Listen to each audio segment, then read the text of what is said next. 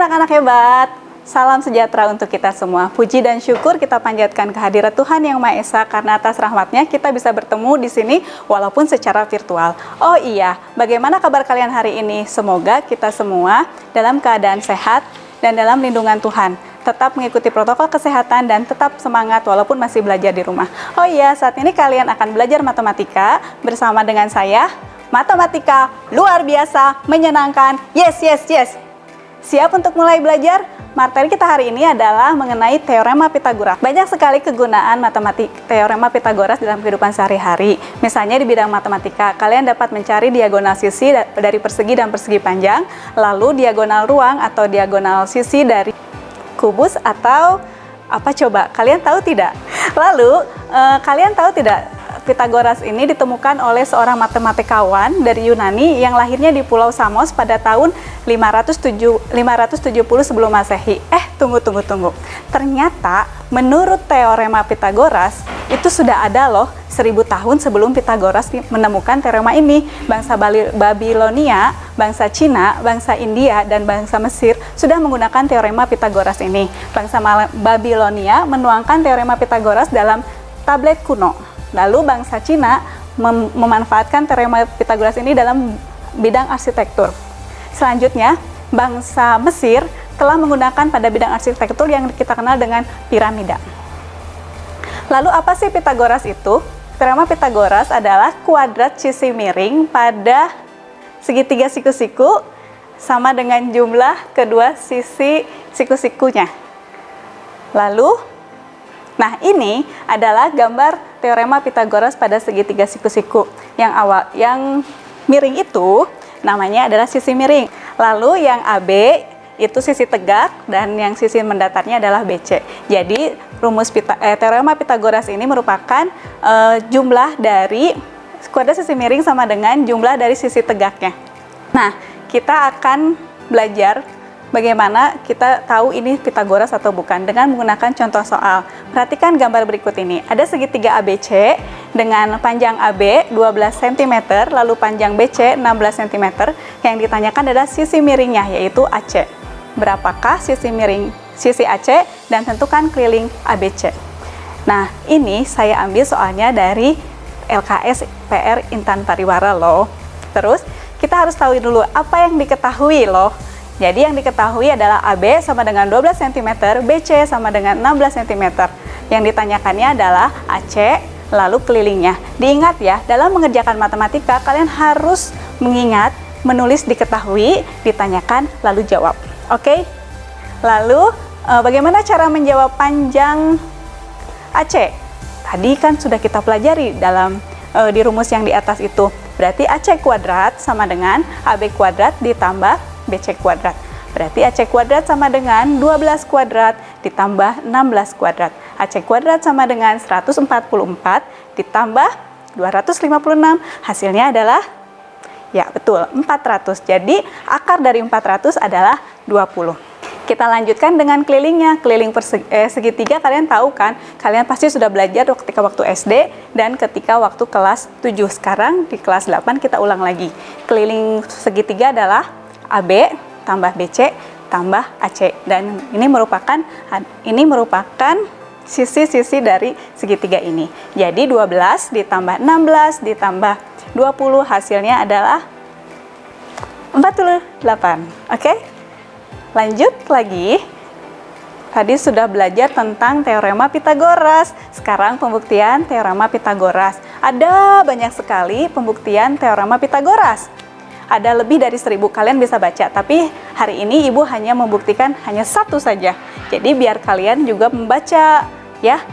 Pembuktian teorema Pitagoras. Perhatikan gambar di samping ini. Panjang AB itu adalah 4 satuan kotak, lalu yang BC itu 3 satuan kotak, dan AC itu adalah 5 satuan kotak.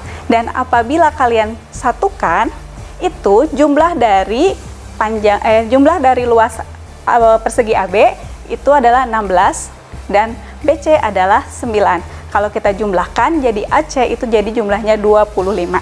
Sekarang kita lanjutkan ke kebalikan teorema Pitagoras. Jika kuadrat sisi miring atau sisi terpanjang dari suatu segitiga sama dengan jumlah kedua sisi lain segitiga. Sisi tersebut disebut segitiga siku-siku. Jadi ada beberapa aturan nih dalam kebalikan teorema Pitagoras ini.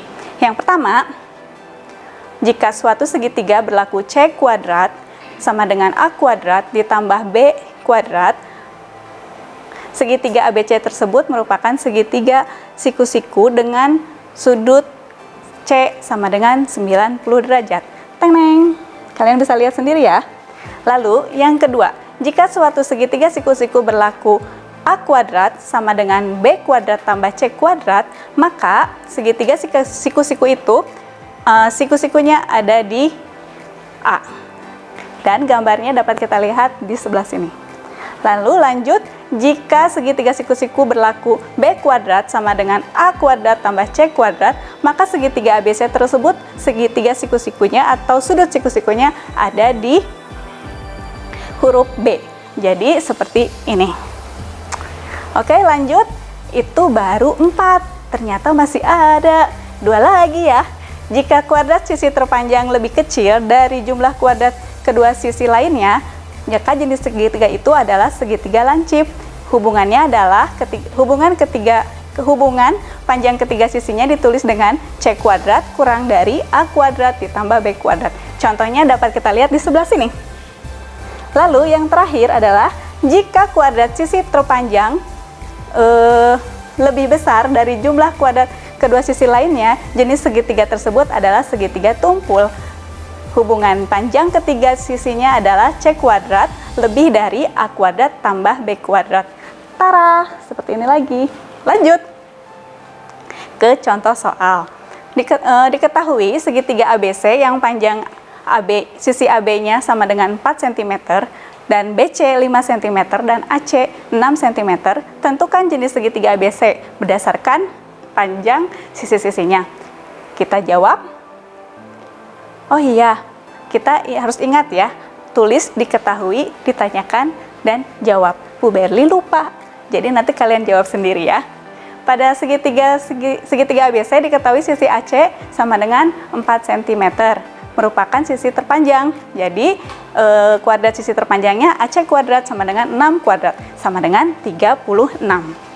Jumlah kuadrat sisi lainnya adalah AB kuadrat ditambah BC kuadrat sama dengan 4 kuadrat ditambah 5 kuadrat sama dengan 16 ditambah 25 sama dengan 41. Karena AC kuadrat kurang dari BC kuadrat tambah AB kuadrat, maka segitiga tersebut disebut segitiga lancip. Bisa ya sampai situ? Lanjut ke triple Pitagoras.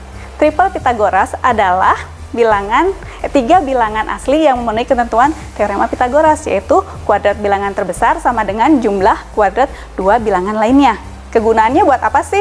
Menentukan sebuah segitiga siku-siku atau tidak. Jadi kita bisa tahu segitiga ini siku-siku atau tidak dengan menggunakan angka triple Pitagoras. Contoh bilangan triple Pitagoras adalah kelompok bilangan 3, 4, dan 5. Bilangan terbesar adalah 5. Maka kuadratnya adalah 25.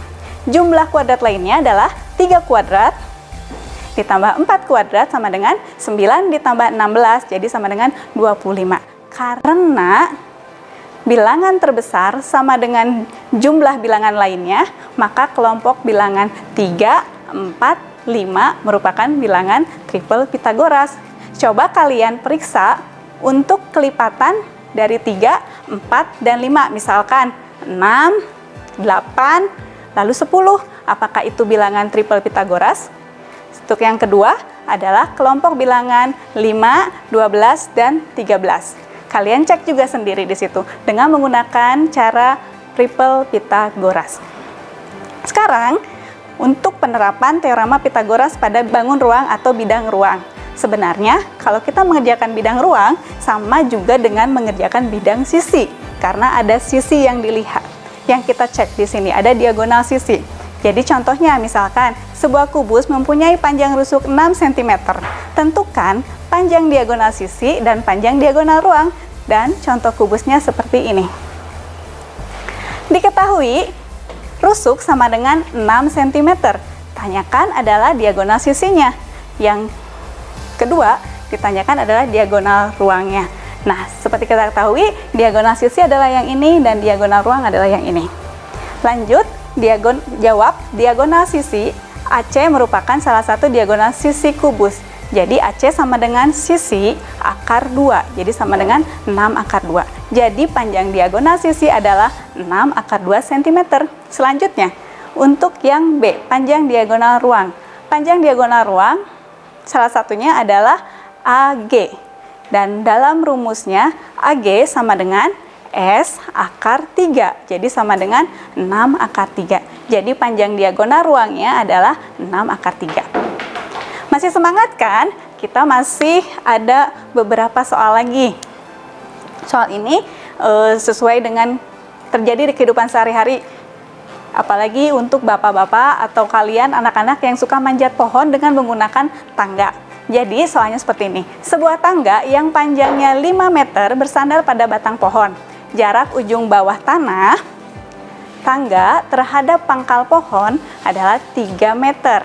Nanti akan diilustrasikan gambarnya ya. Berapakah ujung atas tangga dari permukaan?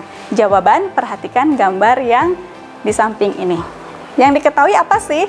Panjang tangga. Panjang tangganya berapa? 5 meter.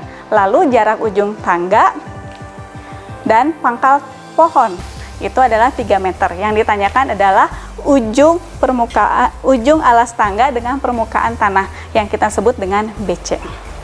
Kita coba jawab. Berarti AC kuadrat sama dengan AB kuadrat ditambah BC kuadrat. Jadi AC itu adalah 5. Jadi 5 kuadrat sama dengan 3 kuadrat ditambah BC kuadrat. Bu, mana BC-nya? Kan BC-nya itu yang dicari. Jadi 5 kuadrat sama dengan 25. Sama dengan AB kuadrat itu adalah 9. Dan BC kuadrat ditanyakan. Jadi sekarang 9. Ada yang sama kan? Di ruas kanan dan di ruas kiri. Di ruas kanan ada yang namanya konstanta, di ruas kiri juga ada. Jadi yang sama kita satukan. Dan biasanya kita sebutnya pindah ruas. Kalau pindah ruas asalnya positif jadi negatif. Kalau asalnya negatif jadi positif. Karena 9 di sini positif berarti kita pindah ruas. Jadi 25 dikurang 9 sama dengan BC kuadrat. Jadi BC kuadrat sama dengan 16. Jadi yang ditanyakan kan hanya BC. Berarti sama dengan, kita harus akarkan. Jadi BC sama dengan akar dari 16 sama dengan 4 meter. Jadi panjangnya adalah 4 meter. Bagaimana dengan pelajaran kita hari ini? Apakah Ibu berarti seperti dikejar-kejar kereta api? Semoga kalian tetap bisa mengerti. Ini akan diberikan 3 soal latihan supaya kalian bisa lebih memahami lagi apa yang kita pelajari hari ini. Terima kasih untuk kalian semua. Tetap semangat dalam menghadapi COVID ini. Tetap di rumah. Tetap menjaga protokol kesehatan. Bye-bye.